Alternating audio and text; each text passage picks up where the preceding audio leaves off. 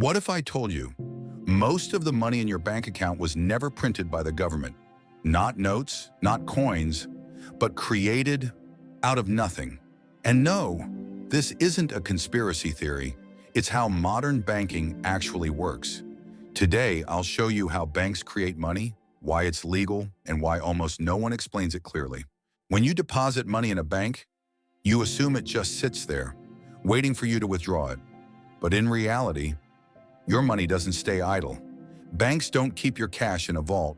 They lend most of it out, again, and again, and again. This is where the magic begins.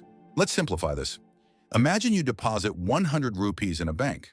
The bank is required to keep maybe 10 rupees as reserve. The remaining 90 rupees, it's loaned to someone else. That person spends it. The money ends up in another bank. That bank keeps a small reserve and lends the rest again.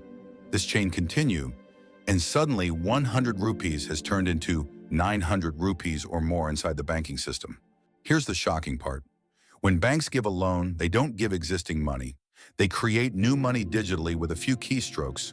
No printing, no gold backing, just numbers added to an account. This is why economists say banks don't lend money, they create it. So why allow this at all? Because this system fuels growth. Businesses expand. People buy homes. Jobs are created. Without this money creation, economies would grow painfully slow. But there's a trade-off. Too much money creation leads to inflation, rising debt, and financial instability. The entire system works only as long as people trust banks. If everyone demanded their money at once, banks wouldn't have it. This is why governments step in, with regulations, with central banks, with bailouts. Not to protect banks, but to prevent the system from collapsing. So the next time you check your balance, remember this. Most of that money was created through loans, trust, and digital promises. Banks don't just store money, they manufacture it, quietly, legally.